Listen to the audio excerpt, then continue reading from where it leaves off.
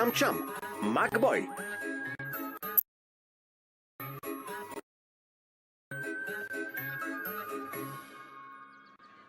Също така има печатна грешка в менюто на стола днес.